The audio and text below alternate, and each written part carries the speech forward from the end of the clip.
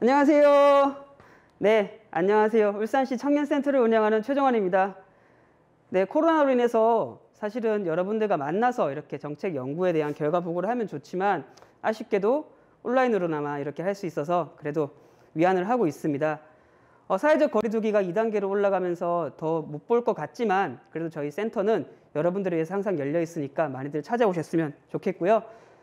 서론이 너무 긴 것 같습니다. 오늘은 저희 센터의 백미인 청년정책연구사업의 결과 보고를 하는 날입니다. 간략하게 제가 개요를 말씀드릴게요. 저희 청년정책연구사업은 청년들이 스스로 지역사회의 문제를 해결해 나가고자 본인들이 직접 연구, 설문, 조사를 하면서 청년정책으로 나아갈 수 있는 데이터를 작업해서 보고서로 만드는 일을 하였습니다. 연구기간은 한 팀은 5월에서 10월까지였고요. 또 나머지 3팀은 6월부터 이렇게 해서 총 4팀이 저희는 연구사업을 진행을 하였습니다. 총 사업비는 최대 250만 원을 지급하였고요. 다양한 4팀의 연구자들이 지역사회에 대한 고민을 많이 하였습니다. 연구 진행 결과는요, 5월에 착수 보고부터 중간 보고, 그리고 오늘 이렇게 결과 보고를 할 수 있는 영광스러운 자리를 마련하게 되었던 것 같습니다. 총 연구팀은 아까 말씀드렸던 것처럼 4팀이고요. 동남권의 연구자들과 함께 연구를 했던 울산광역시 청년 네트워크를 비롯해서 유텔리전트, 도서관 세입자들, 울산 청년 네트워크 문화팀의 심야버스까지 다양한 주제로 연구사업을 진행을 하였습니다. 자세한 내용은 저희 연구사업들을 하는 대표 연구자들의 보고를 들으면 더욱더 좋을 것 같고요. 저희 울산광역시 청년센터는 여러분들의 다양한 삶을 응원하기 위해서 마련되었습니다. 네, 이제 제가 주인이 아니죠. 올 한 해 동안 저희 울산시의 청년 정책을 위해서 많은 고민을 하면서 연구 보고서를 써주신 네 팀의 연구 보고자들의 이야기를 들어보는 시간을 가지도록 하겠습니다. 저희 청년센터는 올해도 열심히 움직였지만 내년에는 더더욱 열심히 활동을 하면서 여러분들과 함께 공감하고 대화를 나눌 수 있는 그런 센터가 되도록 하겠습니다. 항상 열려 있으니까요. 언제든지 놀러와 주시면 좋겠습니다. 네, 감사합니다.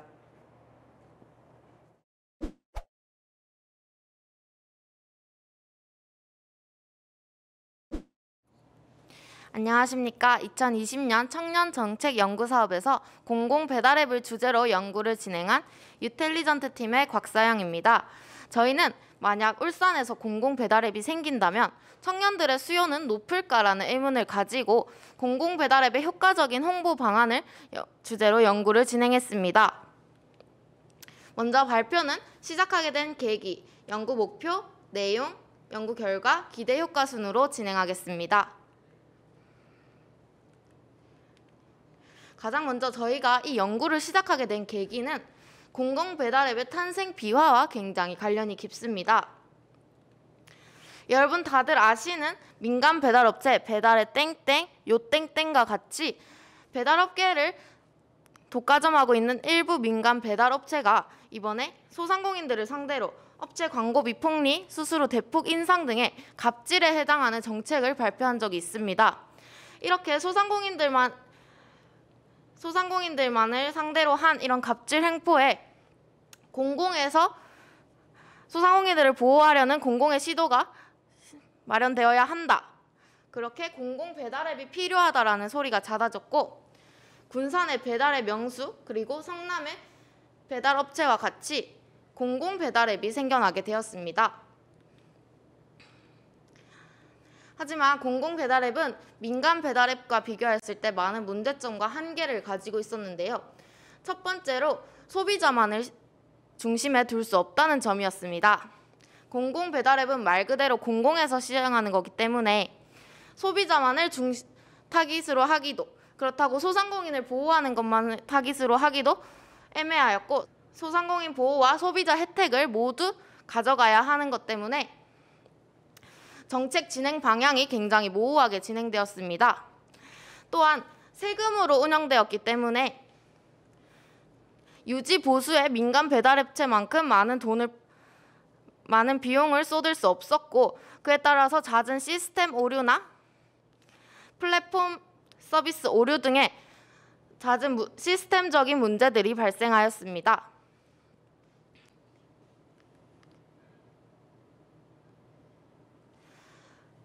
공공 배달앱은 민간 배달앱보다 마케팅 방안에 대해 제약이 굉장히 많았기 때문에 그만큼 청년들 그리고 다른 연령대들의 다양한 수요를 이끌어내기에는 한계가 있었습니다. 이를 기점으로 하여 저희는 그렇다면 배달앱을 가장 많이 사용하는 연령대인 청년층들의 수요를 어떻게 효과적으로 이끌어낼 수 있을까를 중심으로 효과적인 홍보 방안에 대해 연구를 시작하였습니다. 저희는 청년 니즈 분석과 실현 가능한 방안 도출, 그리고 다양한 서비스 및 차별적인 아이디어 제시를 통해서 성공적인 공공 배달앱의 시행을 목표로 하여 진행하였습니다. 저희는 연구에 앞서 설문조사를 진행하였는데요. 이 설문조사는 20, 30대 청년층 87명을 대상으로 진행한 조사의 일부입니다. 배달앱 인식 조사를 위해서 청년층을 대상으로 배달앱을 사용하는 이유나 목적이 무엇입니까? 라고 질문한 결과 56명이란 28%의 숫자가 전화보다 편리해서, 그리고 할인 및 리뷰 이벤트 등이 다양해서, 다른 사용자들의 리뷰를 볼 수 있어서, 결제 방식이 간편해서, 여러 가게들을 한 번에 비교할 수 있어서, 그리고 기타 순으로 응답하였습니다. 또한 저희가 많은 질문 중에 울산광역시에서 공공 배달앱을 운영할 경우 이용할 의사가 있냐는 질문을 함께 했었는데요. 이 질문에서 이용할 의사가 있다는 사람이 65명으로 74.7%의 응답률을 보이면서 희망적인 결과를 가져올 수 있었습니다. 이렇게 배달앱 의사뿐만 아니라 기존 배달앱이 가지고 있는 문제점은 무엇인지 함께 물어봤는데요. 그 중에서도 가장 많이 나왔던 대답이 과도한 배달료, 가맹점주가 부담해야 하는 높은 수수료, 그리고 최소 주문 금액의 제도, 배달앱 가맹점수의 부족 등으로 나타났습니다. 또한 그렇다면 이렇게 기존 배달앱이 개선해야 할 점이 무엇이냐고 함께 물었을 때는 가장 먼저 배달료 및 배달 수수료의 인하가 필요하다고 응답하였고, 배달앱 이용 가맹점수 증가, 이용 방법 개선, 적정한 최소 주문 금액 책정 등의 순으로 답변이 나타났습니다. 저희는 앞서 기존 민간 배달앱의 인식을 조사한 후에 한 번 더 설문조사를 진행했는데요. 이번에는 공공 배달앱이 있다고 가정하였을 때 이용할 것인지, 그리고 어떻게 이용하고 싶은지에 대해 중점적으로 조사를 진행하였습니다. 그중에서 저희가 배달앱 이용 시 가장 중요하게 생각하는 것은 무엇이냐고 질문하였을 때 122명이라는 51.3%의 높은 확률로 할인 및 리뷰 이벤트가 가장 중요하다고 대답하였고요. 그 다음으로 낮은 배달 수수료, 주문 절차의 편리함, 가맹점의 수, 기타 순으로 응답하였습니다. 또한 청년층을 대상으로 만약 공공 배달앱의 효과적인 홍보 방법이 무엇이냐고 질문하였을 때는 82.8%가 다양한 할인 쿠폰을 제공하라고 응답하였고, 그 다음으로는 지역 카페 사용 시 페이백 등의 혜택, 그리고 서포터즈 운영, 세금 절감, 기타 등의 답변을 하였습니다.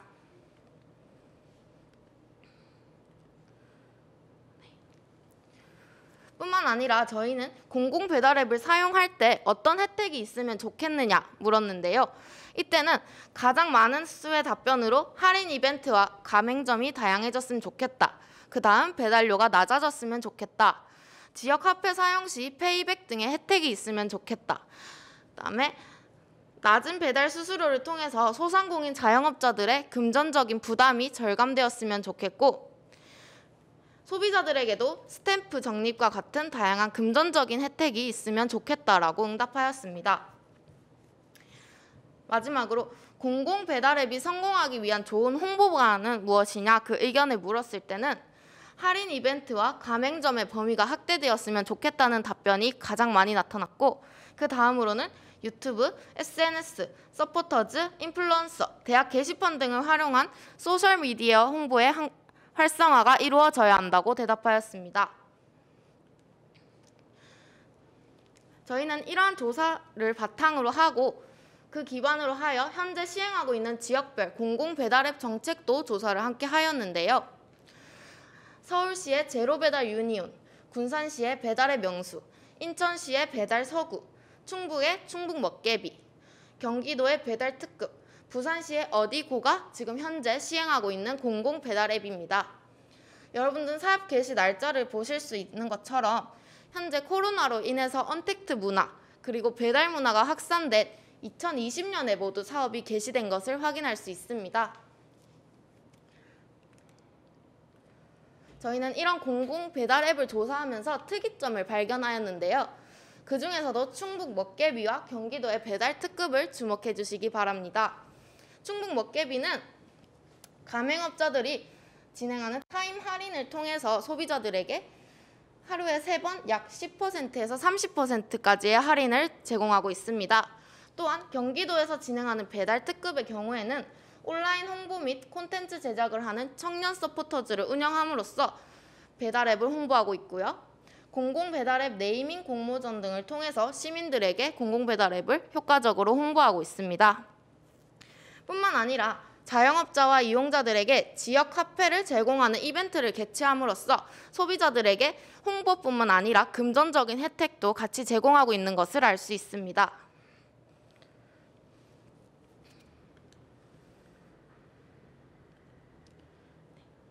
앞서 저희는 이렇게 발견한 공공배달앱의 홍보 방법을 기반으로 하여 울산시 공공배달앱의 효과적인 홍보 방안을 연구하였는데요. 연구를 통해 나온 결과로는 이렇게 5가지의 아이디어를 도출해낼 수 있었습니다. 첫 번째로 울산페이 연동을 통해서 지역 카페를 사용하는 울산 지역 소비자들에게 금전적인 혜택을 제공하는 것이 가장 첫 번째 아이디어였고, 두 번째로는 아까 보셨던 경기도의 배달 특급처럼 공공배달앱 서포터즈를 운영함으로써 좀 더 젊은 청년들에게 그리고 좀 더 광범위하게 그리고 SNS를 적극 활용하여 홍보를 하는 방법을 생각해냈습니다. 또한 소비자들이 가장 원하고 가장 필요하다고 말했던 할인 및 다양한 금전적인 이벤트, 이것이 가장 우선이 되어야 된다고 저희는 생각해서 차별화된 할인 및 이벤트가 홍보 방법의 하나로 적합하다고 판단하였고, 그 예로는 이벤트의 쿠폰 기간 단축, 그리고 우수 리뷰어에게는 리워드를 지급하는 형식의 금전적인 혜택, 그리고 사용자들의 다양한 취향을 고려하여 요일마다 다른 카테고리 이벤트를 진행하는 방법을 우선적으로 생각해낼 수 있었습니다. 네 번째로는 차별화된 홍보입니다. 여러분 혹시 당근 땡땡이나 아니면 스 땡땡 광고 아시나요? 유튜브에서 굉장히 많이 진행되고 있는 광고인데요. 한번 들으면 귀에서 잊혀지지 않을 정도로 중독성 있는 노래와 광고 효과를 가지고 있습니다. 이처럼 울산시 공공배달앱도 한번 들으면 절대 잊혀지지 않을 만한 효과적인 CM송을 만드는 것이 가장 중요할 것이라 생각하였고, 추가적으로 요즘 사람들이 가장 많이 사용하고 있는 SNS, 그리고 유동인구가 가장 많은 버스와 엘리베이터에도 광고를 설치하면 좀 더 많은 사람들에게 홍보를 할 수 있을 것이라고 판단하였습니다. 그리고 마지막으로는 민간기관 협력인데요. 아무래도 공공배달 앱은 금전적인 부분에서나 시간적, 공간적인 부분에서 제약이 많을 수밖에 없기 때문에 중소기업이나 기타 대기업 등 민간기관과 협력하여서 좀 더 공격적인 홍보, 그리고 더 많은 인력풀을 운용한다면 더 효과적으로 공공배달앱을 운용할 수 있을 것이라고 결정하였습니다. 이렇게 효과적인 공공배달앱을 운영하면서 얻을 수 있는 효과에는 5가지가 기대되는데요. 첫 번째로 사기업이 현재 독과점하고 있는 수수료 정책을 개선하고 수수료를 인하함으로써 소상공인들의 부담을 줄여줄 수 있을 것이고요. 두 번째는 국가에서 제공하는 다양한 혜택을 통해 소비자들에게 더 많은 금전적인 그리고 복지의 혜택을 제공할 수 있을 것입니다. 세 번째로 청년과 그리고 공공기관 또 중소기업과 같은 민간기관과 소통함으로써 더 많은 그리고 더 나은 정책을 마련할 수 있을 것이고요. 네 번째로 이렇게 공공기관, 중소기업과 함께 소통하고 협력하면서 민간기관의 성장을 함께 이룰 수 있을 것입니다. 마지막으로는 앞서 말했듯 배달앱 수요가 가장 많은 청년층이 공공배달앱에서 얻게 될 혜택도 가장 클 것이라 생각합니다. 그에 따라서 1인 가구를 꾸리고 있는 청년들의 퀄리티 오브 라이프, 삶의 질이 늘어날 것으로 기대됩니다. 저희가 연구한 결과의 내용은 여기까지이고요. 앞으로 울산시 공공배달앱이 효과적으로 구축되어서 더 많은 울산 시민들이 혜택을 받을 수 있었으면 좋겠습니다. 이상 발표는 여기서 마치도록 하겠습니다. 경청해 주셔서 감사합니다.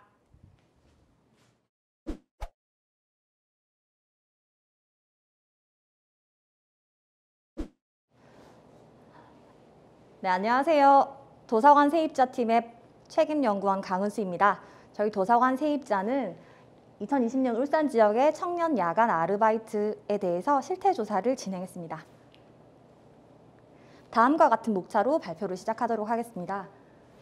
저희 도서관 세입자는 울산대학교 근무자들로 구성되어 있는 팀입니다. 20대 대학생인 청년들의 관심사에 대해서 관심이 많을 수밖에 없는데요. 당연한 이야기겠지만 3학년과 4학년은 취업과 진로에 관심이 많고 1, 2학년은 인간관계와 학업에 대해서 관심이 많습니다. 그리고 인간관계와 그들의 여가에 대해서 저희 부서에서도 관심을 가질 수밖에 없었는데요. 그 1, 2학년들이나 다른 대학생들이 그 쉬는 시간, 여가 시간에 학업 이외에 다른 무언가를 하는지에 대해서 저희가 관심을 가져본 결과 아르바이트에도 많은 시간을 할애하고 있음을 알게 되었습니다. 그래서 저희는 아르바이트에 대한 선행조사를 실시를 했는데요. 놀랍게도 울산광역시 이외에 전국적으로도 아르바이트에 대한 실태조사를 진행한 것이 거의 없었습니다. 그래서 저희는 그 중도 탈락률의 증가와 그리고 학령 인구의 감소 이유에 대해서 파악을 하던 중에 혹시 경제적 이유 때문에 학생들이 중도 탈락을 선택하지 않을까라는 생각으로 아르바이트에 대해서 더욱더 생각을 해봐야 되겠다고 생각을 했습니다. 그리고 또한 아르바이트에 대해서 정책적인 제언을 한다면 그 낮 시간에 아르바이트를 하는 학생들보다는 심야 시간에 아르바이트를 하는 학생들이 경제적으로 더욱더 취약한 상황에 놓여 있다고 생각을 해서 야간 아르바이트에 대해서 조사를 하게 되었습니다. 그런데 발표하기 전에 먼저 언급을 드리자면 중도 탈락 결과에 대해서 저희 부서에서 다시 조사를 해본 결과 경제적인 이유 때문에 중도 탈락을 한 학생은 얼마 없었기 때문에 야간 아르바이트에 대한 조사는 저희 팀의 순수한 정책 연구였다는 점 알려드립니다. 저희가 심야 야간 아르바이트에 대해서 조사를 해야 되겠다라고 생각한 이유는 노동적인 환경 특징과 그리고 지원 방향 모색, 시사점 이 세 가지 부분입니다. 야간 아르바이트는 경제적인 이유 때문에 시작하는 경우가 많고 나홀로 근무자가 많습니다. 그리고 모두 문을 닫은 야간 시간에 진행이 되는 것이기 때문에 위험 상황에 직면해도 도움을 요청할 것이 부족하다는 것이 현실입니다. 그래서 전국적으로 그리고 울산광역시에도 심야에 있는 야간 아르바이트에 대한 조사가 부족한 관계로 저희는 실질적인 사례를 통해서 사례조사를 통해 지원 방안을 모색하고자 했습니다. 그리고 실태조사를 바탕으로 해서 청년 정책에 그 여러 가지 제언을 하고자 합니다. 앞서 말씀드렸던 것처럼 야간 아르바이트에 대해서는 선행조사가 전무한 것을 알 수 있었습니다. 그래서 저희가 열심히 찾아본 결과 알바문과 알바천국에서 작년도에 야간 아르바이트에 대한 설문이 나와 있는 것을 알게 되었고 이것에 대한 것을 저희 선행 연구로 삼게 되었습니다. 전체 아르바이트생 중에 야간 알바 경험이 있는 학생은 야간 아르바이트 경험이 있는 사람은 65.5%였으며 그 중에서 40.8%가 나홀로 근무하는 것을 알 수 있었습니다. 야간 아르바이트를 하는 이유는 비교적 높은 시급 때문인 것으로 나타났지만 근무 환경 평가 점수는 미를 준 것을 알 수 있습니다.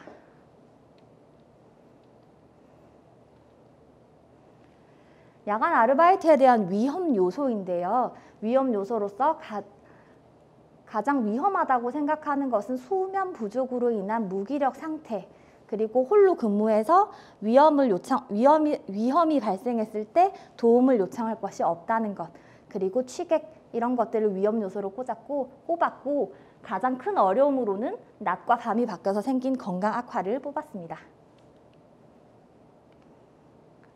그래서 저희는 야간 아르바이트에 대한 선행 연구가 부족한 관계로 울산시에서 근무하고 있는 야간 아르바이트생은 어떤 사람인지에 대해서 그 특징과 대상자를 파악하기 위해서 설문조사를 실시했고, 그리고 야간 아르바이트생이 직접 경험하는 구체적인 사례는 어떤 것이 있는지에 대해서 파악해 보았습니다. 그리고 앞의 조사를 바탕으로 인해 시사점을 제시해 보도록 하겠습니다. 저희는 울산에 거주하는 청년, 만 19세에서 34세에 해당하는 청년 중에 현재 야간 아르바이트 중인 자, 그리고 지금 한참 유행하고 있는 코로나19 이전에 야간 아르바이트 경험이 있는 자를 대상으로 설문조사를 실시했고, 코로나로 인해 경제적 악화로 현재 야간 아르바이트를 하고 있는 청년이 부족한 관계로 모집단은 38명밖에 되지 못했습니다.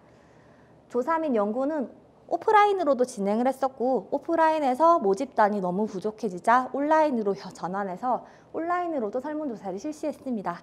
그러다 조금 더 심층적인 연구가 필요할 것 같아서 심층 대면 인터뷰도 같이 병행하여 진행했습니다. 저희는 6월부터 11월까지 연구를 진행했었고, 실질적인 오프라인 설문과 설문조사는 8월과 9월에 실시했습니다. 저희가 실시한 설문조사의 응답자는 총 38명이었고 그 중에서 여성이 남성에 비해서 많았습니다.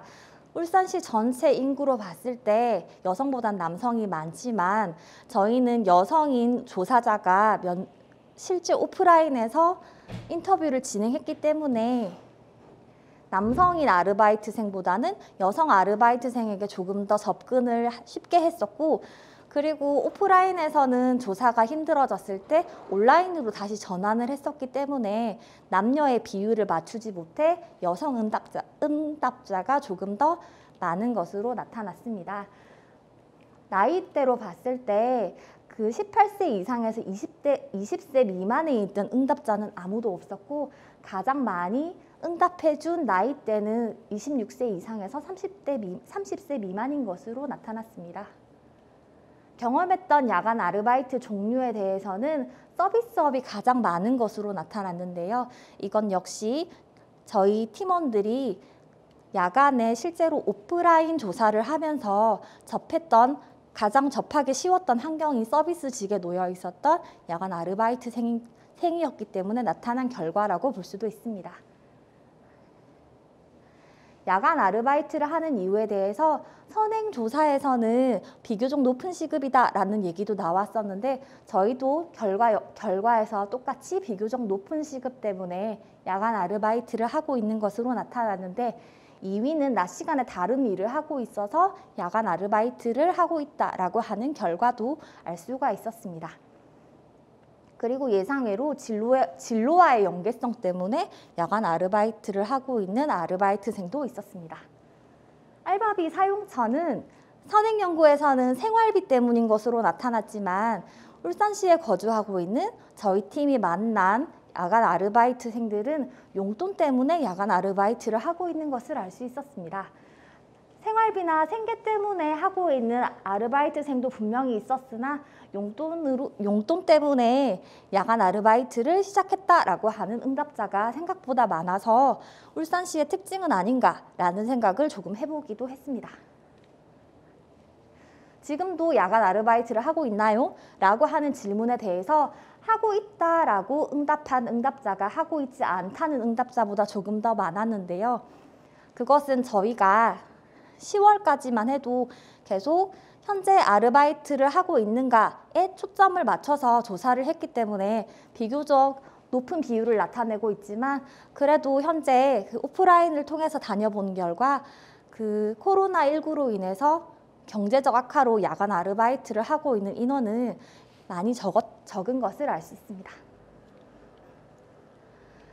현재 하고 있지 않다라고 응답한 18명 중에서 왜 어떤 이유로 야간 아르바이트를 하고 있지 않나요? 라는 질문을 했을 때 취업 때문에 더 이상 야간 아르바이트를 하고 있지 않다라고 응답한 응답자가 가장 많았고, 그 다음으로는 야간 아르바이트가 없기 때문이라고 응답한 응답자가 많았습니다.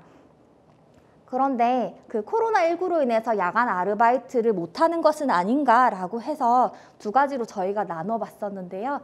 직접적으로는 16.7%를 차지하고 있는 야간 아르바이트가 없음이 될 수도 있지만, 그 비대면으로 인해서 학업량이 증가해서 그 학업과 과제 때문에 못하게 됐다라고 하는 것도 요즘에 화두가 되고 있기 때문에 학업 및 과제로 인해서 아르바이트를 못하게 되었다라고 하는 그 세 번째 응답 역시 코로나 때문에 발생한 이유라고 생각합니다.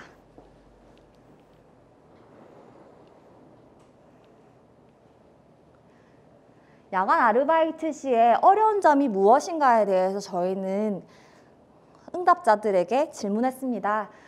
그랬더니 제일 1위가 생활 패턴으로 인한 건강 문제라고 이야기했으며 2위는 손님 응대, 그리고 3위가 근무 환경이라고 했습니다. 그 야간 아르바이트 시의 어려운 점에 대해서는 복수 응답을 부탁을 했었는데요. 이 복수 응답 체크 중에서 생활 패턴 변경으로 인한 건강 문제가 가장 많은 것을 알 수 있었습니다. 정서적인 어려움으로는 무기력함이 가장 많았고, 두 번째가 불안이었습니다. 그러나 피곤함이라고 기타 응답을 써준 응답자도 무기력에 같이 포함을 한다면 역시나 무기력함이 가장 많이 나타나는 정서적 어려움인 것으로 알 수 있었습니다. 정서적인 어려움이 나타났을 때 어떻게 해결을 하는가라고 물었을 때 응답자들의 내용을 보면 친구와의 대화가 가장 많고, 그 다음이 해결하지 않은 취미생활인 것을 알 수 있는데, 잔다 역시 해결하지 않는다라고 하는 해결하지 않음이라는 항목에 넣어서 봤을 때는 해결하지 않음이 친구와의 대화보다 조금 더 많은 비율을 차지하고 있음을 알 수 있습니다. 응답자들에게 야간 아르바이트의 위험 요소에 대해서 물었을 때 남성에 비해서 여성이 위험 요소가 있다라고 대답을 했습니다. 여성의 경우에 여성 응답자 전체 23명 중에 18명이 위험 요소가 있다고 했으므로 여성 응답자의 총 78.3%가 위험하다고 이야기했으며, 남성 응답자의 경우 15명 중에서 5명, 33.3%만이 위험 요소가 있다고 이야기를 했습니다. 그런데 남녀 모두에게 가장 큰 위험 요소가 무엇이냐고 물었을 때 1위는 취객이었습니다.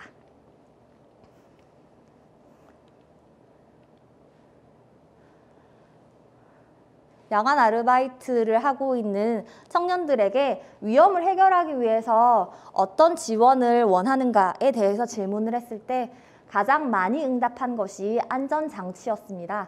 그리고 교통수단이라고 이야기를 한 응답자도 있었는데요. 저희가 응답을 했었던 인터뷰를 진행했었던 응답자 중에서는 교통 상황이 여의치가 않아서 아르바이트 시간을 조금 더 늘렸다. 그래서 다음날 첫 차가 다니는 시간까지 야간 아르바이트를 했다라고 응답한 응답자도 있었습니다. 그리고 생계적인 이유 때문에 야간 아르바이트를 시작했다라고 하는 알바생들은 지금 당장 몸이 너무 힘들기 때문에 지원금을 조금 주었으면 좋겠다라고 이야기를 하기도 했었고, 그 심리 상담이나 고충 해결 민원실을 원한다라고 하는 응답도 있었습니다. 그런데 저희가 전혀 예상하지 못했던 위험 요소를 해결하기 위한 방법으로 취미 프로그램 개설이 있었습니다.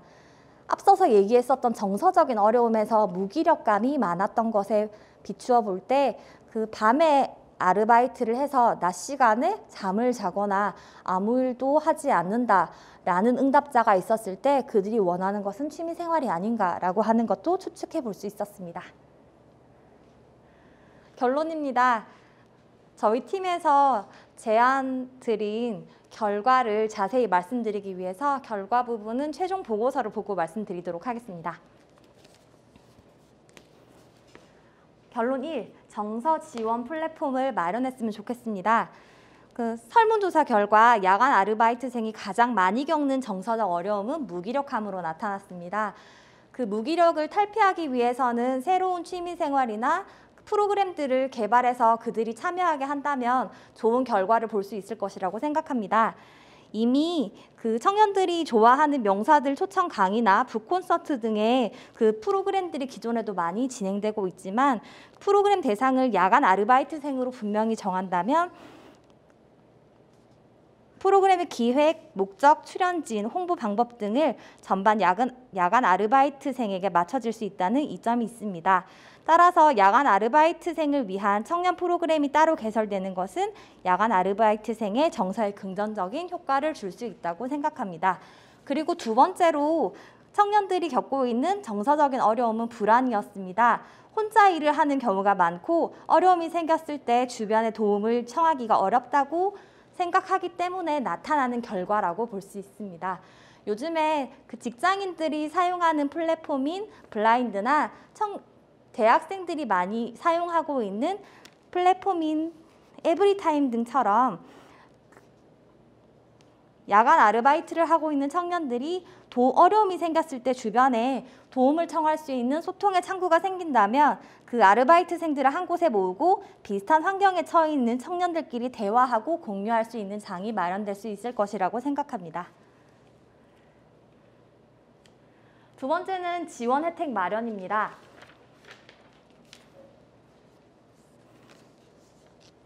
심층 인터뷰에서 실제 장기간 편의점 야간 아르바이트를 실시했었던 한 청년은 야간 아르바이트 중에 편의점에 보안 호출 버튼이 있었지만 이것이 실제로 작동하는지에 대해서는 의구심을 보였습니다. 하지만 성희롱, 취객 난동 이렇게 작고 많은 사건이 있는 현장에서 보안 버튼을 그들은 의지할 수밖에 없습니다. 야간 아르바이트를 하고 있는 청년은 순찰을 도는 경찰이 가끔 보이긴 하지만 내가 위급한 상황에서 이 보안 버튼이 제대로 작동하는지에 대해서는 의구심이 든다라고 이야기를 했었는데요. 그 경찰콜을 만들어서 야간 아르바이트생이 경찰콜을 사용하는 방법을 익히고 그리고 경찰콜에 믿음을 가질 수 있도록 안전교육을 지속적으로 한다면 야간 아르바이트생의 두려움을 줄이는데 도움을 줄 수 있을 것이라고 생각합니다. 그리고 두 번째는 건강검진 지원입니다. 야간 노동은 일반의 생활 패턴과는 반대입니다. 그래서 야간 노동이 인간의 몸에 끼치는 부정적인 영향은 이미 많은 연구가 진행되어 있습니다. 그 야간 노동으로 인해서 육체적인 고단함은 눈에 띄는 증상으로 바로 이어지기도 하지만 몸에 다양한 위험 요소를 가지고 오기도 합니다. 건강검진은 그 모든 직장인들에게는 당연한 것이지만 야간 아르바이트생에게는 해당되지 않습니다.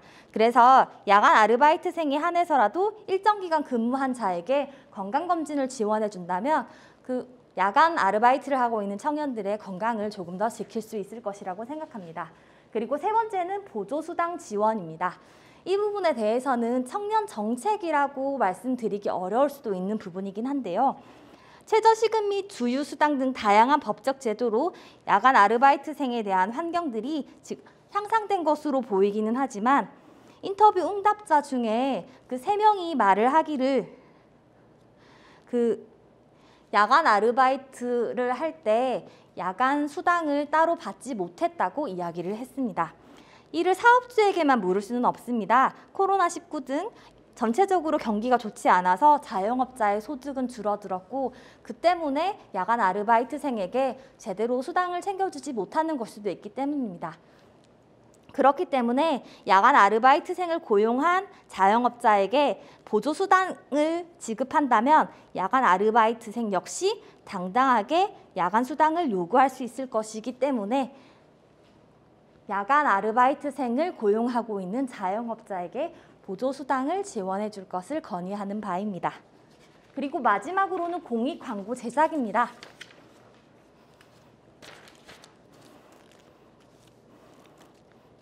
앞서 언급한 야간 아르바이트의 위험 요소가 1위는 취객으로 나타났습니다. 주치 폭력에 대한 인식이 많이 개선되었지만 여전히 야간 아르바이트생의 가장 큰 위험 요소는 취객입니다. 전화 상담 시에 통화 연결음에서 상담원은 여러분의 가족입니다 라는 공익 광고를 통해 전화 상담원들에 대해서 언어 폭력이 많이 줄어들었다라고 하는 기사를 본 적이 있습니다. 야간 아르바이트생도 소중한 울산의 청년이며 당신의 가족일 수 있다고 알리는 공익 광고를 제작하여 반복하여 알리는 노력을 한다면 그들의 환경이 조금 더 개선될 수 있을 것이라고 생각합니다. 야간 아르바이트에 대한 실태 조사는 부족한 상황이며 울산시에서 진행한 아르바이트에 대한 조사 역시 부족한 상황입니다. 저희 팀에서 조사한 결과 울산시에서 야간 아르바이트를 하고 있는 청년들은 생계의 위험보다는 용돈 마련이나 본인이 원하는 것을 구입하기 위해서 야간 아르바이트를 하는 경우가 많았습니다. 그러나 응답 결과에도 있었고 선행조사에서도 나타났다시피 위험성을 호소하는 응답은 분명히 있었습니다. 앞서 언급했던 조사 결과 야간 아르바이트를 하고 있는 청년들은 불안을 느끼고 있으며 이 불안 요소는 해결하지 않는 걸로 나타났습니다. 건강한 도시, 좋은 도시 울산을 위해서 야간 청년 아르바이트생을 위해서 정책을 마련한다면 그들도 분명히 행복한 청년이 될 수 있을 거라고 생각합니다. 이상입니다. 감사합니다.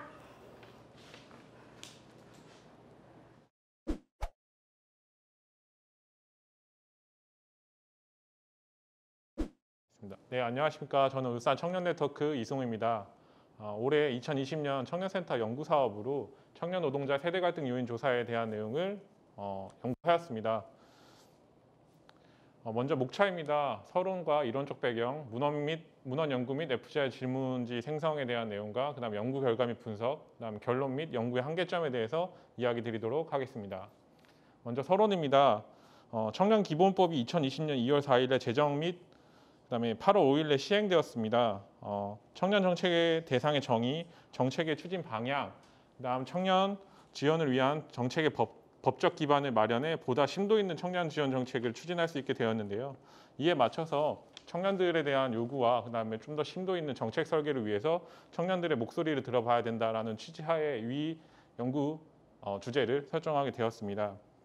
먼저 왜 세대 갈등이냐? 우리 청년들은 지금 경기 침체와 코로나19까지 겹치면서 청년들이 갈 곳과 일자리가 잃어가고 있습니다. 또 높은 실업률과 비정규직 등과 불안정한 일자리들이 만연하게 나타나고 있고요. 구조적인 문제이기도 하지만 낮은 임금으로 청년들이 많이 시달리고 있습니다. 이에 또 직장 내 갑질, 조직 문화에 적응하지 못해 퇴사하는 청년들이 빈번하게 일어나고 있고요.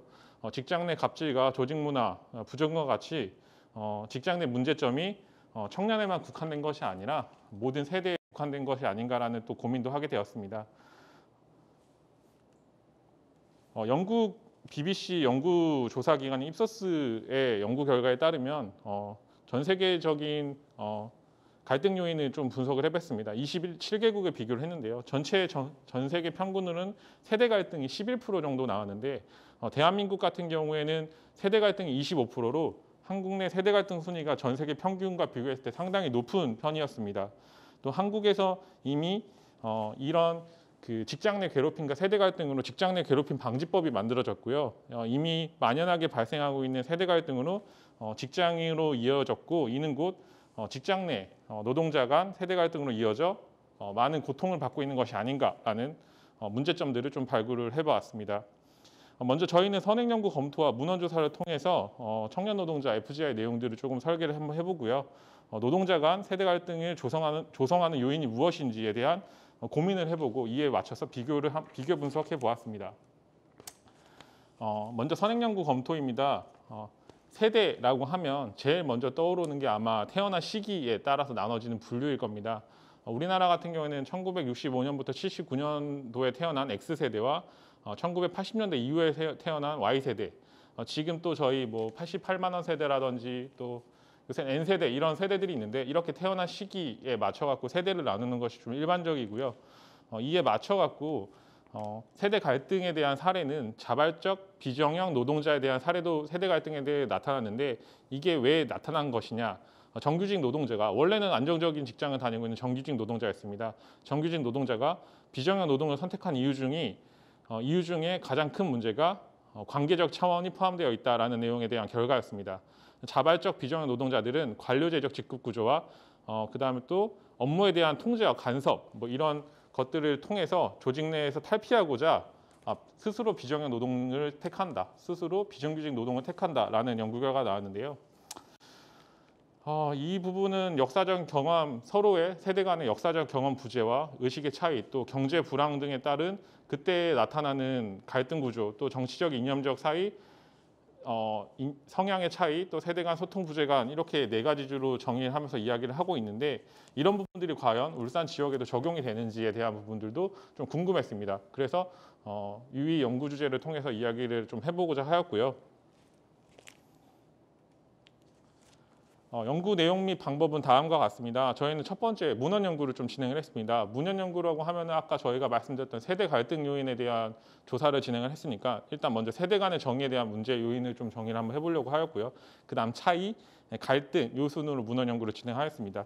그리고 이 관련된 내용으로 포커스 그룹 인터뷰 질문지를 뽑아서 인터뷰를 진행을 하였습니다.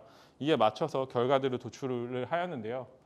먼저 이론적인 배경 문헌 연구입니다. 세대 간의 정의에 대해서 좀 먼저 말씀을 좀 드려야 될 것 같습니다. 세대의 정의를 어떻게 나눠지냐라고 이야기했을 때 첫 번째로 세대 위치로 나눠지는데 출생과 사망, 태어난 시기, 수명과 같은 인간의 생물학적 요인에 나눠지는 거고요. 둘째가 실제 세대입니다. 역사적, 사회적, 통일성에 참여하는 그 위치에 나와 있는 세대를 실제 세대라는 이름으로 나눠지고 있고요. 세 번째가 실제 세대보다 훨씬 더 긴밀한 유대를 지닌 세대 단위라는 그 용어로 나눠집니다. 이렇게 세대는 세 가지로 정의할 수 있고요.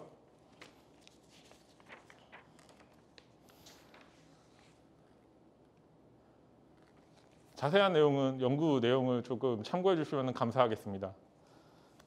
그다음 두 번째로 세대 차이가 있는데요. 이 세대를 정의하고 세대가 나눠져 있으면은 이 세대 차이라고 하는 것은 제너레이션 갭이라고 하는데 경험, 사고방식, 가치관, 행동 등에 있어 일정 차이 또는 다름이 존재할 때 나타나는 것들을 세대 차이라고 이야기를 하고 있습니다.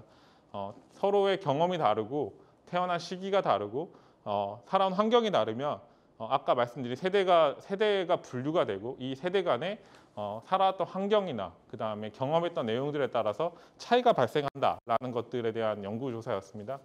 선행 연구에서는 이 내용들에 많이 나타났고요. 이 관련된 내용들은 아주 오래 전부터 연구가 좀 진행된 내용입니다. 마지막으로 세대의 차이가 나면 이 세대의 차이가 깊어질 때 세대 갈등이 나는 것들을 좀 이야기할 수 있는데요. 이 세대 갈등이라는 것이 아까 말씀드린 세대 간의 정의가 나타나고 그 입장 차이로 세대의 차이가 나타나면 이 갈등이 깊어질 때 이 감정의 갭 또는 이 세대의 차이가 벌어지고 깊어질 때 세대의 갈등이 나타난다라는 것들을 알고 있는데요. 정의할 수 있는데요. 세대 갈등이 주목받는 이유는 인구 고령화에 따라서 사회적으로 세대에 대한 계층이 더 심화되고 이거에 맞춰서 서로에 대한 차이가 늘어나고 세대 간의 갈등이 심화되면서 사회적인 문제, 사회 경제적인 비용까지 손실할 수 있는 아주 심각한 원인이 발생하고 있다라는 많은 연구 결과가 있었습니다. 자, 이렇게 저희는 선행 연구를 통해서 선행 연구와 문헌 연구를 통해서 F자의 질문지를 생성하였습니다. 앞서 서론에서 이야기 드렸던 것처럼 직장 내 괴롭힘 금지법에 대한 기업 인식과 대응 조사 결과에 따라서 직장 내 괴롭힘의 주요 원인은 직장 예절, 개인 시간 등에 대한 세대 간의 인식차, 또 피라미드형 위계 구조, 임직원 간의 소통의 부재로 나왔는데 이 결과를 통해 저희가 주요 원인과 내용들을 조금 분석을 하고 또 X세대, Y세대와 X세대, Y세대로 구분한 직장 내 세대 갈등에 대한 배경을 좀 살펴보면 개인주의적 성향을 인식하고 또 비논리적 업무 방식, 아까 말씀드렸던 커뮤니케이션 부재와 피라미드형 위계구조, 동일한 내용으로 좀 나타났습니다. 이런 부분들을 통해서 본 연구는 세대 갈등 요인에 대해서 어떻게 생성되는지 선행 연구를 통해서 문헌 연구를 진행을 하였는데 노동자 간의 세대 갈등을 선행 연구를 통해서 세대의 정의와 그다음에 각 세대가 태어나 자란 위치에 나눠지는 것을 확인하고 세대의 차이와 세대 갈등이 원인이 무엇일지 또 노동 환경에 접목하여 노동자 간 세대 갈등의 원인이 되는 현상들이 무엇이 있을지 이론적 배경을 통해 문헌 연구를 한번 진행해 보았습니다. 아까 말씀드렸던 것처럼 세대의 정의는 제일 크게 세대의 위치, 동일한 역사적, 사회적 영역 안에 동시대에 태어난 것들을 이야기를 하죠. 태어난 출생과 사망, 이게 세대의 위치고요. 실제 세대를 어떻게 나눌까 고민을 좀 해봤습니다. 동일 세대의 공동 운명, 역사적, 사회적 통일성을 참여한 것을 의미하는데 흔히 말하는 저희 386, 또 유신, IMF, 월드컵, 또 문화 등에 나눠지는 세대를 나눠집니다. N세대, 핸드폰을 많이 쓰는 N세대나 뭐 이런 것들을 나눈 것들을 또 실제 세대로 나눠봤고요. 여기에 이제 세대의 차이가 어떻게 나눠질까라는 것들을 정리를 해봤습니다. 세대의 차이는 경험, 사고방식, 가치관, 행동 등의 일정 차이 또는 다름이 존재하는 경우를 의미한다고 아까 말씀드렸는데 가치관, 의식구조, 행동 유형 등 사회문화적 조건의 차이가 세대 차이를 발생시키는 데 주로 영향을 준다. 또 사회 구성하는 특정 세대의 행동은 그 사회의 문화적 효과, 동년배 집단 효과 및 연령 효과 산물이라고 지적하였는데 따라서 동일한 사회의 서로 다른 세대들은 연령 및 역사, 문화적 경험의 차이로 인해 다양한 측면에 나타날 수 있음을 세대 차이라고 이야기한다. 자, 아까 그러면 저희가 마지막으로 세대 갈등에 대한 원인을 좀 정리를 해보면 세대 갈등은 세대 간의 입장 차이로 벌어지는 갈등을 의미한다고 말씀드렸죠. 이게 너무 커져갖고 세대 간의 관계가 유지되기 힘들 때 세대 갈등이 발생하는데 관념적인 갈등은 가치와 목표의 충돌이 일어나서 나타날 수도 있고요. 또 가치관의 태도에 대한 갈등, 권력적인 갈등, 부당의 권력을 남용하거나 행사할 때 나타나는 갈등 구조입니다. 아까 말씀드렸던 피라미드 수직 구조에 관련해서 조직 내에 갑질 또는 이제 위에 있는 상급자가 하급자한테 일방적인 업무 지시를 할 때 나타나는 세대 갈등에 대한 원인 이런 것들이 있다라고 선행 연구의 내용에 나왔습니다. 자, 그러면 세대 갈등이 일어나는 요인들 먼저 선행 연구 문헌 연구에 대한 내용으로 정리를 해보면 다시 한번 정리하면 세대의 정의는 역사적 사회적 영역 안에 동일 범주 안에 비슷하게 시기에 태어난 구성원 역사적 사회적 참여에 의해서 나눠진 세대 386, IMF, 유신 이런 세대를 나눌 수가 있고요. 세대의 차이는 사고 방식, 가치관, 행동 등에 따라서 일정한 차이가 나는 사람들이 세대 차이가 발생하고 문화적, 경험적인 차이로 존재해서 세대의 차이가 나고 또 가치관, 태도 갈등에 발생해서 역사적인 문화적 차이로 권력적인 갈등이 나타나고 부당하고 생각되는 형성 구조가 세대 갈등의 원인이 지금 내 직장에서 나타나는 연구다라고 이야기를 많이 하고 있습니다. 그러면 저희가 여기서 추가적으로 문헌 연구를 좀 더 해봐야 된다라는 것들을 조금 진행을 해봤는데 지역적으로 과연 이 선행 연구들이 지역에도 접목하는 연구일까라는 것들로 좀 고민을 한번 해서 추가 문헌 연구를 좀 진행하였습니다. 세대 차이가 나타날 수 있는 사고방식 및 역사적, 문화적, 경험적 차이를 확인해 위해서 추가적으로 선행 연구를 분석해서 문헌 연구를 좀 도출했는데 먼저 아까 말씀드린 세대의 정의를 할 때 노동운동의 역사, 울산 같은 경우에는 노동집약적인 도시이기 때문에 노동운동의 역사를 공유하는 세대, 아까 운동권 세대라고 이야기를 하고 이 노동운동을 이뤄냈던 세대를 시니어 노동자라고 해서 속히 말하는 상급자들은 시니어 노동자로 좀 구분을 했고 또 취업이 힘든 청년 노동자, 지금 현 상황들을 어른들은 청년 노동자들을 인식하지 못한다라는 내용으로 취업에 힘든 현 상황에 처해 있는 청년 노동자 또 현 시대의 청년들에 대한 문헌 연구를 추가적으로 진행해서 세대 갈등이 나타나는 세대의 정의를 한 번 더 진행을 하면 문헌 연구를 진행을 하였습니다. 그렇게 해서 저희는 이제 FGI 질문지를 좀 생성을 하게 되었는데요. 앞서서 직장 내 세대 갈등은 세대별로 인식을 원인이 상이하다라고 말씀드렸는데 이에 맞춰서 질문지를 어떻게 뽑았냐라고 말씀드리면 업무상 발생하는 갈등은 주로 세대 갈등을 유발하고 세대 차이가 있다는 것을 인지하는가라는 질문과 또 꼬리 질문으로 그 인지한다라고 하면 동의한다면 구체적으로 현장에서는 어떤 그 세대 갈등이 사례가 있는가라는 질문을 했고요. 두 번째 질문은 직장 내 괴롭힘이 오랫동안 문제됐던 뭐 폭언, 폭행, 또 욕설 이런 것들이 현장에서 나타나는가라는 질문을 좀 물어봤습니다. 또 3번 질문은 직장 내의 다른 세대 갈등을 어떻게 느꼈는지 그 경험 유무를 조금 물어봤고요. 또 갈등 상황 및 사례가 있으면 어떤 사례가 있는지 꼬리 질문을 진행을 하였습니다.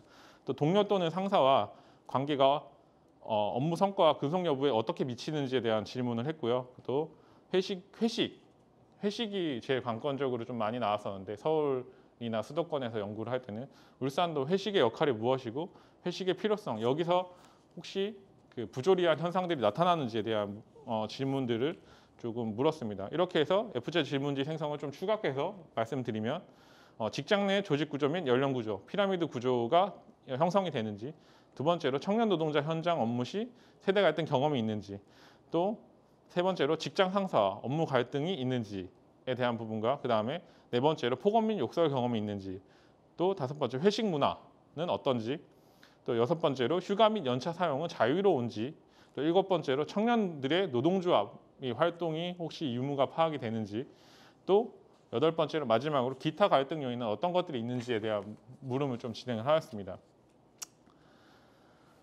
연구 결과 및 분석입니다. 저희는 FGI 질문을 하고 노동자들을 인터뷰를 했는데요.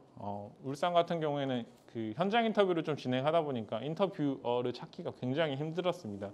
그래서 저희는 제조업과 사무직군을 두 개로 나누고 정규직과 비정규직을 노동자를 나눠서 인터뷰를 진행했는데 총 4개 그룹을 형성하고 한 개 그룹에 2명씩 편성해서 총 8명을 인터뷰를 진행하였습니다. 굉장히 작은 표본이지만 정성조사를 진행을 하는 부분에서 좀 더 심도 있는 연구를 진행을 해보고자 좀 인터뷰를 좀 오랫동안 진행을 해왔고요. 여기에 혹시 어떤 구조적인 문제가 발생할 수 있을지에 대한 논의들을 하기 위해서 인터뷰어랑 계속 이제 밀착 취재를 하면서 계속 좀 심도 깊은 인터뷰를 진행을 하였습니다. 그렇게 질문지에 맞춰서 인터뷰를 진행해요. 먼저 첫 번째로는 중공업 업종에 있는 정규직을 인터뷰를 했고요. 제조업이고 중공업 정규직입니다. 인터뷰 내용과 질문지는 답변은 이렇게 나와 있고요. 두 번째로는 자동차업, 제조업이고요. 비정규직입니다. 세 번째로는 사무직이고 정규직이었습니다. 네 번째로 사무직으로 비정규직이었습니다. 이렇게 4개 그룹 집단에 맞춰서 FGI를 진행을 했는데 결론 및 연구의 한계에 대해서 말씀드리겠습니다. 결론은 다음과 같은데요. 지역 내 청년들은 세대 간의 갈등 구조보다 경제 안정성과 일자리 안정성에서 발생하는 차이에 더 큰 갈등을 느끼고 선행 연구 결과와 좀 다르게 직장 내 갑질에 시달리거나 조직 문화에 적응하지 못해 퇴사하는 경우가 만연하게 일어나고 있지 않습니다. 이는 보다 계층 갈등, 그러니까 세대 간의 계층 갈등보다는 조직적인 갈등 구조가 좀 더 심화되었고, 이는 사회 구조적 또는 이제 업장 내 노동 환경의 구조적인 문제가 더 심각하게 발생하고 있다라는 결론이 나왔습니다. 표로 정리해 보면 다 한 것 같습니다. 먼저 선행 연구에 대해서는 동일 범주 안에 비슷한 시기에 태어나거나 역사적 사회적 참여에 의해서 나눠진 세대로 구분해서 우리는 20대나 60대 연령 구분, 또 X세대부터 Z세대, 아까 말씀드렸던 운동권 세대, IMF 386, 88만 원, 청년 세대 뭐 이렇게 나눠진 것처럼 우리는 먼저 선행 연구에 운동권 세대와 그다음에 청년 세대에 대한 역사적인 갈등과 역사적인 괴리감 때문에 분명히 세대 갈등이 요인이 존재할 것이다라는 것들이 있었고 생각을 했었고, 그래서 갈등 요소들을 직장 내 예절, 그다음에 청년들은 개인 시간을 바라는데 조직적인 어르신들 같은 경우에는 그 시니어 계층에서는 이런 개인 시간대보다는 조직적인 것들에 대한 움직임을 좀 더 중요시한다.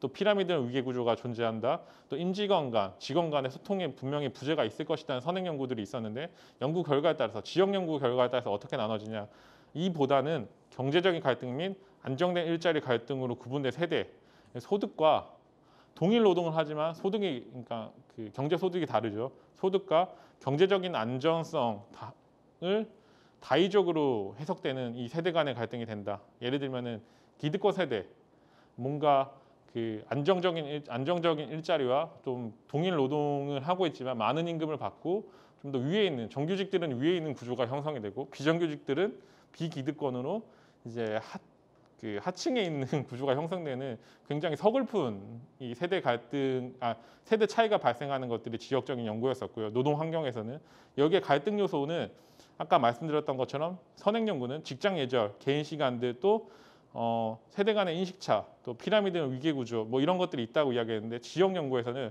1턴의 계급 구조가 발생을 하고 1터 내에서도 계급 구조가 발생하고 여기에 갈등 구조가 형성한 작업과 다른 노동, 작업 환경과 다른 노동과 다른 임금을 받고 있는 누군가는 마름이 되고 누군가는 소작농이 되는 굉장히 좀 서글픈 구조가 계속 지역적으로는 사회 문제적으로 형성이 되고 있다. 지역은 청년들과 어른의 소통의 부재보다는 사회 구조적, 노동 환경에 대한 구조적인 문제가 좀 더 심각하게 발생하고 있다라는 것들에 대한 결과 내용이 나왔습니다. 본 연구는 인터뷰를 통해, 그러니까 FJ 인터뷰를 통해서 조사한 연구로 표본이 작고 정성적인 연구라서 신뢰도에 한계가 있음을 인정을 합니다. 이는 지역의 청년 노동자들의 문제를 인지시키기 위한 선행 연구로 좀 봐주시면 감사하겠고요.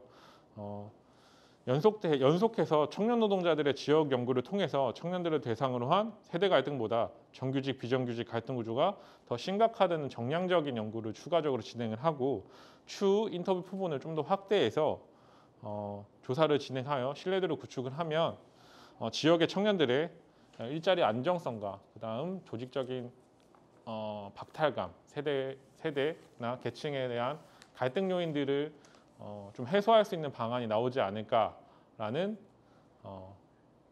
결과와 연구의 한계점, 그다음 추후 연구의 진행에 대한 갈무리로 이상 발표를 마무리하도록 하겠습니다. 감사합니다.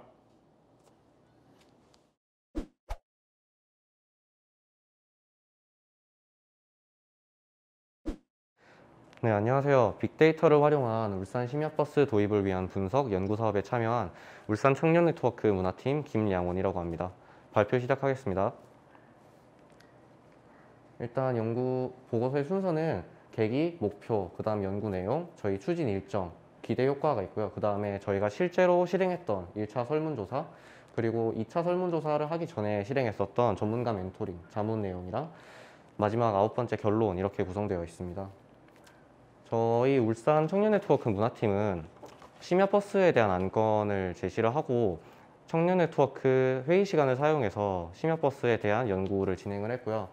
울산의 연구의 계기는 이렇습니다. 울산의 대중교통의 만족도가 낮다. 그리고 노선 편성에 문제가 있다. 배차 간격이나 막차 시간 같은 운영 시간에도 문제가 있다.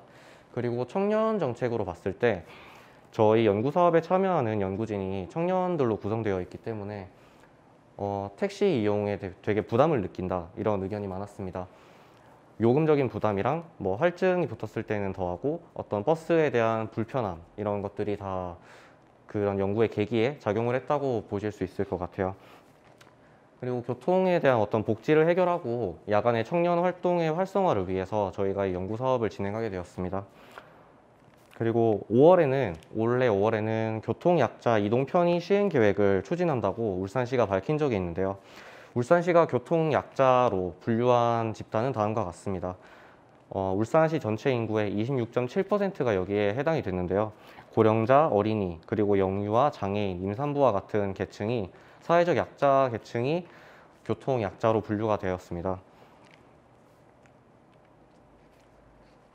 저희가 연구사업을 시행하기 앞서서 여러 기사를 찾아봤습니다.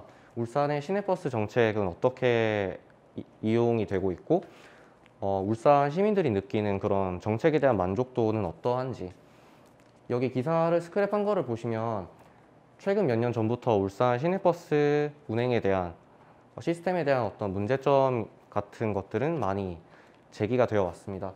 여기 기사를 보시면은 울산 대중교통 이용자의 만족도 점수는 7점 만점에 4.68점으로 특광역시 중에 꼴찌를 기록했습니다. 뭐 하루 이틀의 이유가 아니라 대중교통의 만족도는 4년 연속으로 가장 낮은 수치를 기록했고요. 이에 따른 여러 버스에 대한 어떤 서비스 개선과 같은 것들이 지속적으로 제기가 되어 오고 있었습니다. 그리고 또 다른 기사입니다. 울산시가 적자 보전을 위해 매년 수백억 원의 혈세를 버스 회사에 지원한다는 내용의 기사인데요. 뭐 올해는 좀 상황이 특수했습니다. 다들 아시는 코로나19 사태로 인해서 대중교통 이용 승객이 감소하기도 했고, 하지만 시가 버스 업계에 지원하는 예산은 아래쪽을 보시면 2015년에는 247억 원이었다가 2016, 17, 18년 이렇게 점차 증가하더니 작년에는 583억 원, 그리고 올해 각종 지원금의 총액은 무려 838억 원에 달한다라는 기사를 볼 수 있었습니다. 그러면은 이렇게 시가 지원하는 금액은 매년 증가하는 추세인데 그에 따른 서비스 만족도에 대한 체감은 어떻게 시민분들에게 잘 전달이 되고 있는가 하는 의문점이 생겼습니다. 그리고 울산의 역외 소비율이 타 지역보다 매우 높다는 연구 결과도 예전에 말씀드린 적도 있고요. 그리고 울산이란 도시가 가지고 있는 여러 특수성 또한 있습니다. 전체 교통수단 중에 42%를 승용차가 차지한다는 내용으로 올해 있었던 울산 교통포럼 내용에서 찾아볼 수 있었고요. 저희 연구 목표는 다음과 같습니다. 청년의 교통비 부담을 덜어주기, 그리고 청년 기본 조례, 이동권 보장이라고 저희가 여기 적어놨는데, 이동권이라는 사회적 권리가 존재해야 합니다. 유럽의 경우에는 이따가 더 말씀드리겠지만 사회적 권리로 이동권을 하나의 권리로 인식하는 그런 움직임이 있고요. 그리고 수요자 중심의 정책 연구, 그리고 이동 동선을 파악하고 새로운 심야 노선을 개발하기 위한 이런 목표를 가지고 저희가 연구 사업에 참여를 했습니다. 저희 연구 내용은 일단 연구 앞선 타이틀에서 말씀드렸다시피 빅데이터 지표를 분석해서 울산시에 현재 진행하고 있는 시내버스 노선, 이용 승객, 배차 간격, 그리고 설문조사를 바탕으로 한 어떤 택시 비용, 귀가 시간, 그리고 어떤 구간에 대한 다른 노선이 개설되었으며 아니면 변경되었으며 하는 부분에 대한 어떤 수요를 파악하는 형식으로 진행이 됐고요. 설문조사 같은 경우에는 대면 조사와 온라인 조사 이렇게 되어 있는데 저희가 자료 취합은 다 온라인으로 일괄적으로 했습니다. 온라인 설문조사였으니까 저희가 SNS 로컬 페이지를 사용을 해서 설문조사를 올려서 시민들의 의견을 듣는 방식으로 했는데, 대면 조사 같은 경우는 올해는 코로나19 사태로 저희가 대면 조사를 하기가 좀 매우 어려운 상황이었습니다. 그래서 이 부분에는 어려움이 있어서 연구 대부분은 온라인 조사로 진행됐다고 설명을 드리겠습니다.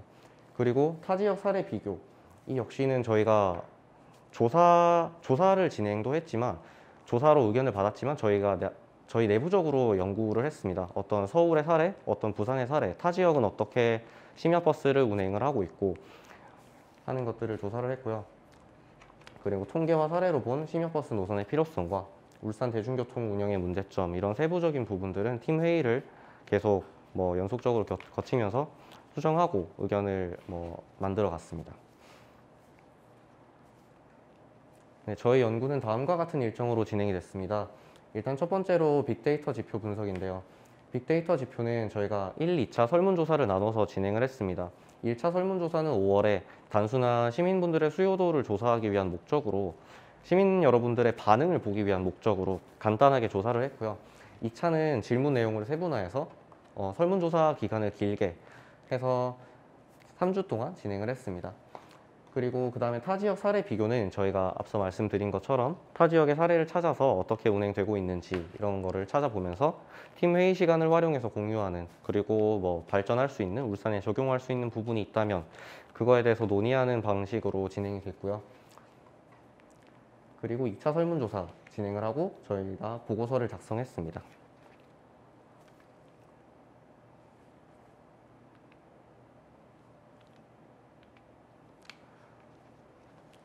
저희 연구를 시작했을 때 기대 효과는 실질적으로 필요하고 현실성 있는 정책 개발을 기대한다. 그리고 지역 내 핵심 문제 발굴을 통한 어떤 청년 정책을 개발한다.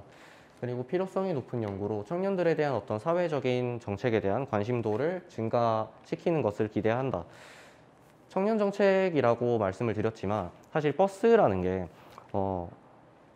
대중교통이 청년 정책이라고는 할 수 없는 문제이기 때문에 사실 많은 어떤 사회적인 집단에 대해서도 고려를 해야 하고 그에 따른 어떻게 정책이 시행이 되었거나 그렇게 도입이 되었을 때 벌어지는 어떤 사회적인 영향이나 어떤 파급 효과 같은 거에 대해서 고려를 했기 때문에 그래서 되게 어려운 점이 많았던 것 같아요. 설문조사 같은 경우에는 SNS 페이지를 중심으로 진행을 해서 청년들의 의견을, 심야버스에 대한 의견을 들어볼 수 있었고 이 정책이 도입이 될 수 있는가를 따져보았을 때는 저희 연구 외적으로도 설문조사 외적으로 여러 전문가와 미팅이나 아니면은 다른 청년 네트워크 회원분들의 도움 그리고 이따가도 말씀드릴 버스 택시과와의 미팅도 저희가 진행을 했어요. 연구사업 기간이 끝난 이후에 진행을 했던 건데 그런 것들은 실제로 도입이 되기 위해서는 어떤 집단을 고려해야 하고 하는 것들에 대해서 많은 연구를 했습니다.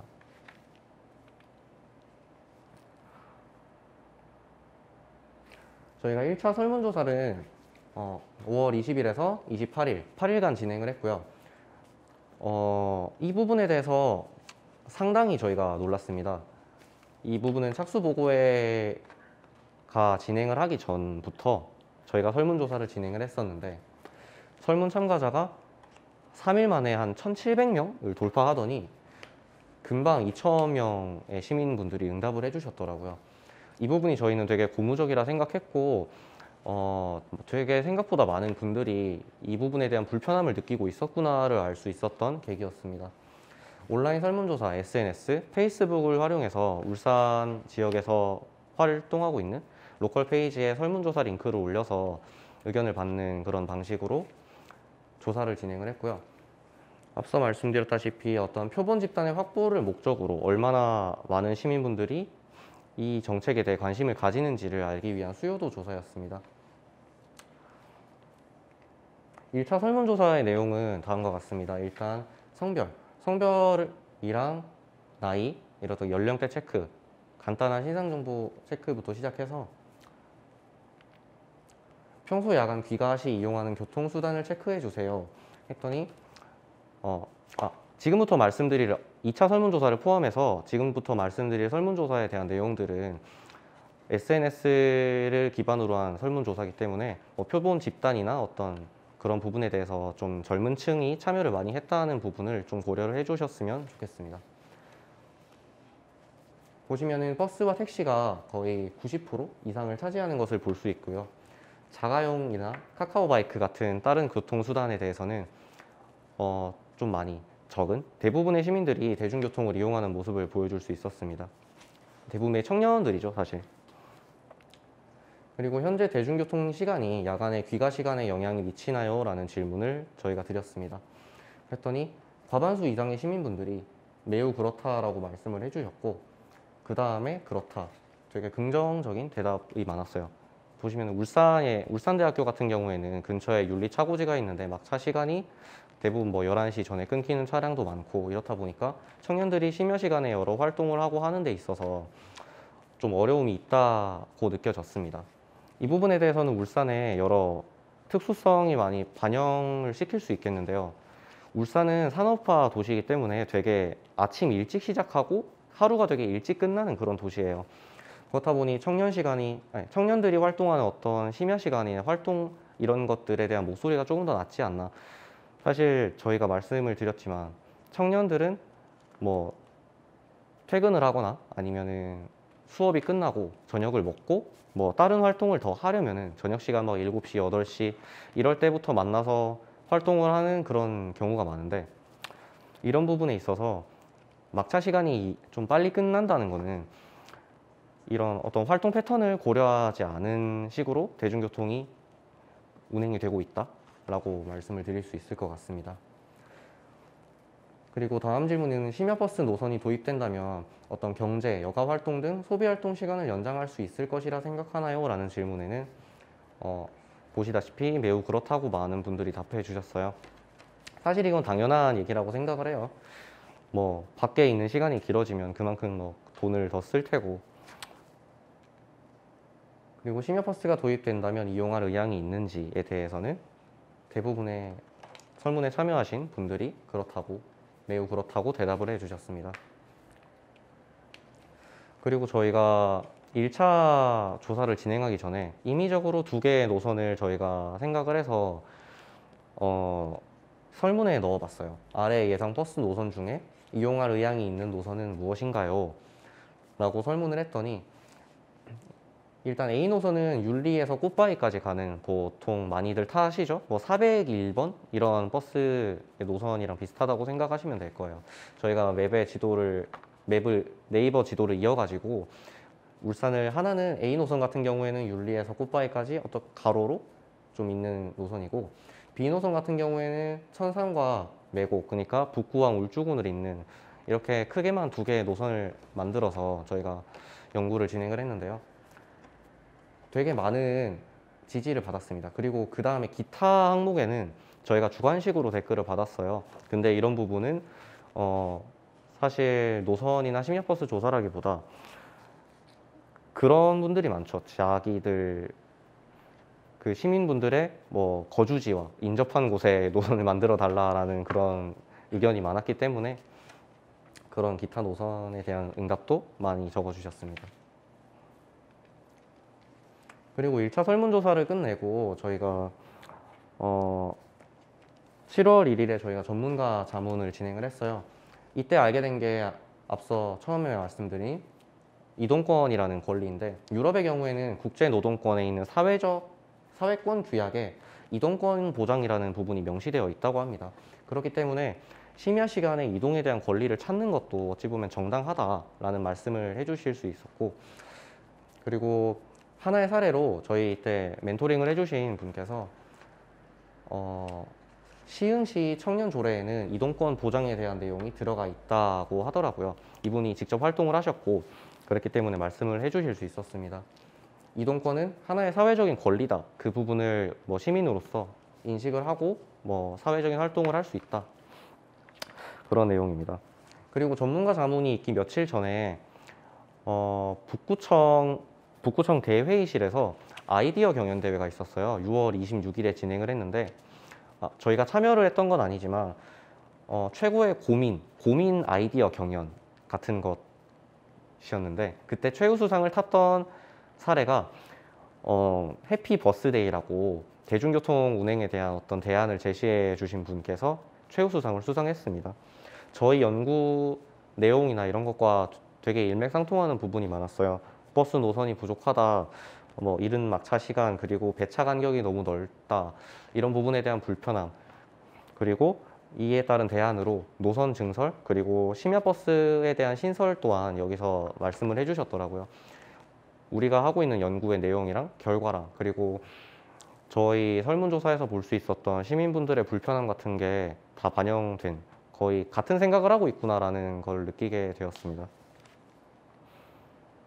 그리고 이 전문가 자문 과정에서 있었던 또 하나의 사례는 저희 1차 설문조사 내용을 피드백하는 와중에 교통 취약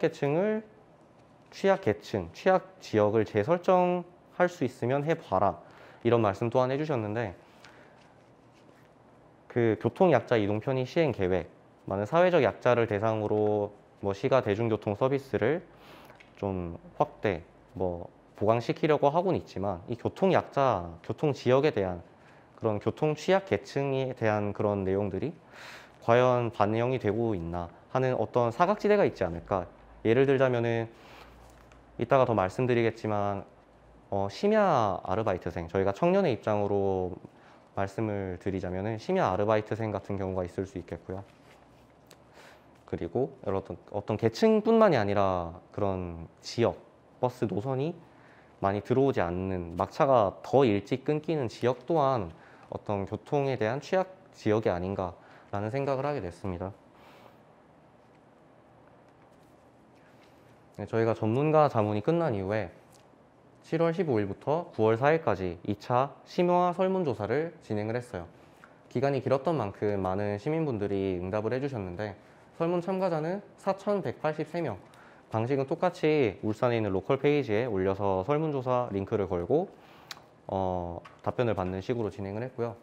1차 설문으로 확보한 표본 집단 이에 대해서는 저희가 3일 만에 거의 한 일주일 만에 2,000분 가량이 응답을 해주셨으니까 많은 분들이 원하고 있고, 설문조사의 표본 집단은 확보를 충분히 할 수 있다, 이런 가정이 있었고요.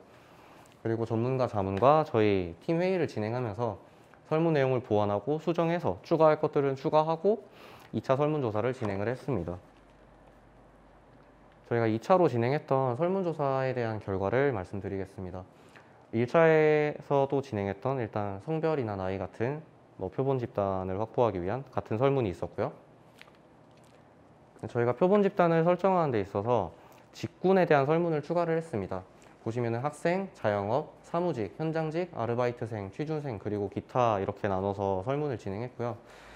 결과로 보시다시피 학생 분들이 대답이 가장 많았던 것을 확인할 수 있었고요. 주요 활동 지역은 남구, 울산 남구, 삼산동이나 울대 주변이 많겠죠. 이런 쪽에서 활동하시는 많은 분들이 응답을 해주셨습니다.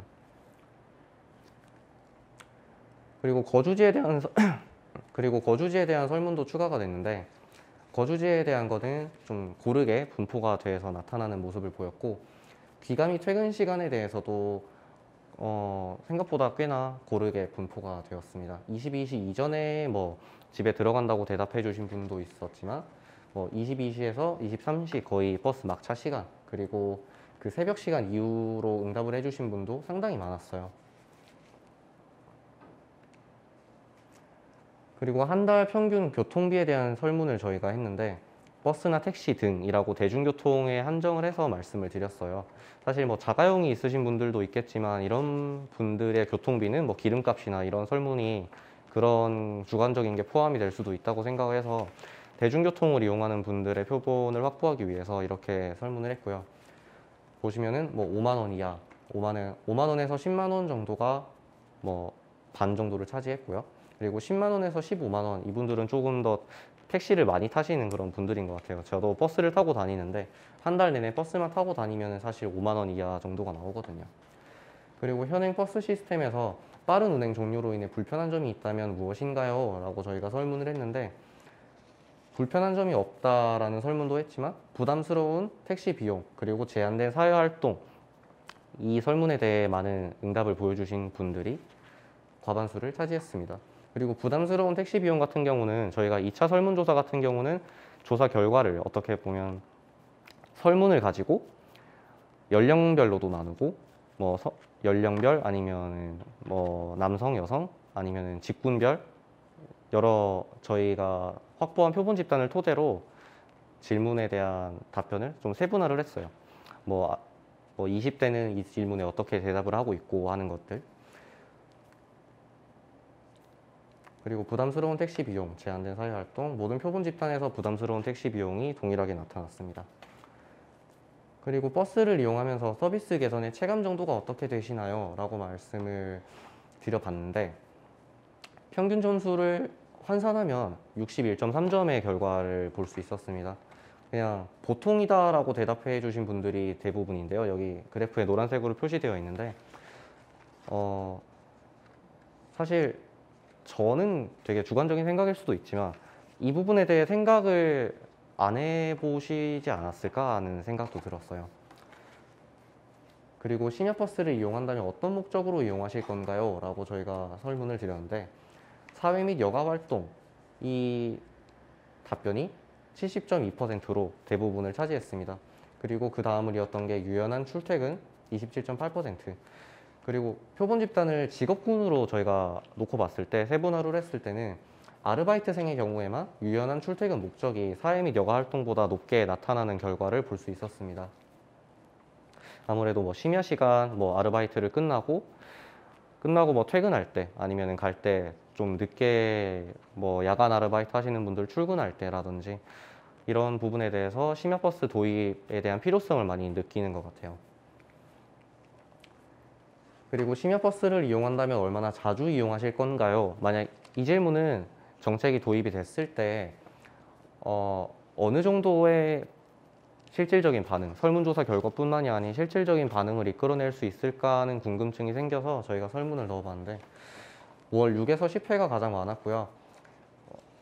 그리고 표본 집단을 좀 더 세분화해 보시면은 아르바이트생, 앞서 말씀드렸던 아르바이트생 같은 경우에는 월 16회 이상의 38.3%를 대답을 해주셨어요. 표본 집단을 세분화했을 때, 그리고 귀가 시간이 늦을수록 대중교통 이용 금액이 높을수록 예상 이용 빈도는 증가한다. 이거는 사실상 당연한 결과겠죠. 그리고 심야버스를 이용한다면 일주일 중에 어떤 요일에 주로 이용할 건가요? 라고 설문을 드렸더니 역시나 예상대로 주말 시간, 금요일, 토요일에 가장 이용을 많이 할 것이다 라고 대답을 해주셨습니다. 그리고 저희 연구 사업이 종료된 이후에 11월 3일에 시청 버스 택시과에서 간담회를 가졌습니다. 저희 울청내 문화천국 팀과 연구 사업에 참여했던 팀과 청내 담당 주무관님께서 같이 동행을 해주셨고요. 시청의 버스 택시과 노선이나 이런 연구를 담당하시는 공무원 분들과 얘기하는 자리를 가질 수 있었습니다. 그리고 올해 시에서 시내버스 희망 노선 수요 조사를 실시한 적이 있어요. 이 자료에 대한 어떤 결과에 대한 내용도 들을 수 있었고, 그리고 저희 연구팀의 설문조사 결과 자료와 어떤 비교를 해서 어떤 차이가 있나 하는 부분에 대해서 얘기를 했습니다. 그리고 청년들의 목소리를 들었지만 저희가 이 정책을 도입시키기 위해선 많은 어려움이 있기 때문에 어떤 그런 이유, 예산이라든지 어떤 현황, 어떤 적자가 나는 이런 것들과 어떤 수요도 이런 것들에 대한 설명도 들을 수 있었는데 시에서는 어떤 대중교통 시스템 개선을 위해서 어떤 노력을 하고 있는지, 그리고 시 차원에서도 저희가 설문조사를 진행했던 것처럼 훨씬 더 방대한 개념이겠죠. 빅데이터를 모으고 계셨더라고요.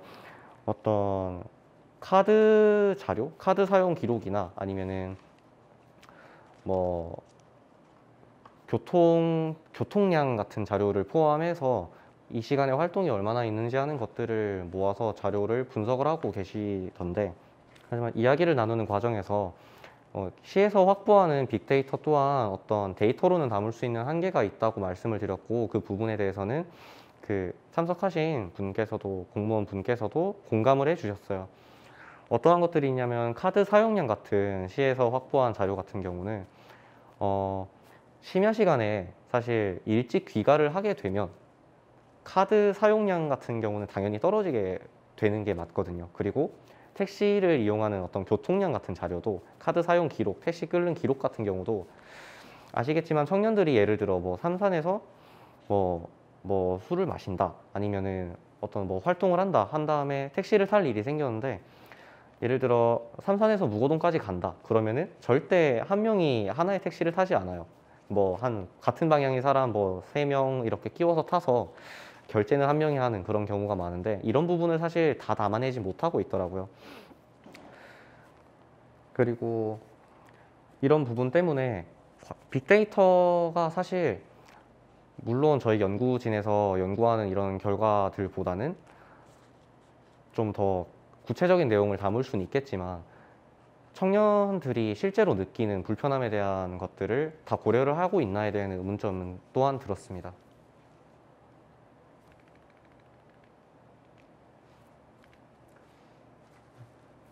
그리고 저희가 결론을 말씀드릴게요. 짧은 시간에 저희가 정말 수천 분의 시민분들께서 설문조사에 참여했다는 것, 이게 가장 고무적인 것 같아요. 많은 시민분들이, 울산 청년들이 원했고 필요한 부분이라고 저희는 생각을 했습니다. 그리고 지역에 어떤 특수성이 있기 때문에 심야버스를 도입을 한다면, 만약에 서울과 비슷한 형태로 지하철 첫 차가 뜰 때까지 운행한다 이런 거는 사실상 말도 안 되기 때문에 예산적인 부분에서, 인력적인 부분에서, 그리고 예상되는 수요도 같은 부분에서도 많은 문제가 있습니다. 그렇기 때문에 유휴버스를 활용한 어떤 시범 운행을 저희가 제안을 드렸는데요. 간담회 때 시범 운행을 진행해 봄으로써 어떤 사람들의 수요도 그리고 노선 등에 대한 어떤 파악을 해서 시민들께 좀 더 필요한 정책이 되지 않을까 하는 방향으로 나아갈 수 있지 않을까라고 저희가 생각을 했습니다. 막차 시간 연장에 대한 것들을 조금 얘기를 드렸어요. 수요도가 높은 2개의 노선 정도를 막차 시간을 조금 더 연장을 해서 한번 운행해보는 건 어떨까 하는 부분을 말씀을 드렸고, 여기는 담겨져 있지 않지만 저희가 이런 부분을 행정에 적극적으로 참여하는 모습을 보여드리고 싶어서 주민 참여 예산 같은 데도 저희가 넣어봤고요. 그리고 사실 가장 중요한 거는 그거라고 생각해요. 저는 울산 청년 네트워크, 시에서 운영하는 정책 참여기구 활동을 하고 있지만 어떤 청년들의 목소리 이런 거를 좀 모으는 활동이 필요하지 않나 생각을 합니다. 그래서 청년들이 적극적으로 행정에 관심을 가지고 그에 대한 어떤 사회에 대한 문제의식을 느끼고 그리고 이 사회를 변화시키기 위한 어떤 적극적인 노력을 하고 있다. 이런 부분을 저희가 심야버스 연구라는 하나의 도구를 통해서 제시를 했고 그에 따라 많은 시민분들이 호응을 해주셨다라는 생각을 하고 있고요. 저희가 울산 청년들이 어떤 그 연결고리는 부족할지 몰라도 좀 탄탄하지 않을지라도 이런 활동을 하고 있다는 걸 알리고 공유하는 계기가 되었다고 생각을 하고요. 울산에서의 각 분야에 많은 분야에 활동하고 계시는 청년 활동가 분들이 있습니다. 뭐 생태 환경, 교육, 복지, 일자리적인 부분, 도시재생이나 그런 미디어적인 부분 여러 분야에서 활동하고 있는 많은 청년 활동가들이 있는데 이분들에 대한 코로나19 사태로 올해는 더 힘들었을 텐데 어떤 응원의 한마디를 전하는 것으로 저희 연구 결과를 마무리하고 싶습니다. 네, 발표 들어주셔서 감사합니다. 네, 지금까지 1년 동안 저희 지역의 청년들을 위해서 다양한 연구 보고를 준비해 주신 4명의 연구자에게 큰 박수 부탁드리겠습니다. 네, 올해 저희 청년정책 연구 사업은 끝이 났습니다. 하지만 내년에도 저희 센터는 유지가 됩니다. 그렇기 때문에 당연히 정책연구 사업이 새로 시작이 될 예정입니다. 올해와 조금 다른 거는요. 연구기간이 조금 짧아져서 4개월 동안 진행이 되고요. 연구비 역시도 400만 원이 제공이 될 예정입니다. 많은 분들의 관심과 참여 그리고 저희 청년센터의 구독과 좋아요까지 부탁을 드리고요. 내년에 꼭 여러분과 함께 지역에 있는 다양한 문제들을 보고서로 만들어내는 작업들을 하겠습니다. 구미가 당기지 않으실까요? 네, 꼭 참여해 주시면 좋을 것 같고요. 네, 내년에 다시 만나면 좋겠습니다. 또 만나요.